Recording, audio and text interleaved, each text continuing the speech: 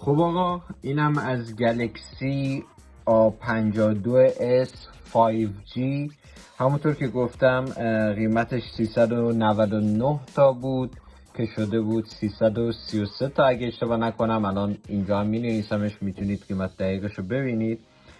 همونطور که میبینید من قبلا جعبه رو باز کردم چون باید مطمئن میشدم که مثلا گوشی سالمه یا نه، ولی الان به شما هم نشون میدم که توی جعبه چی بود و مشخصات گوشی رو بهتون میگم.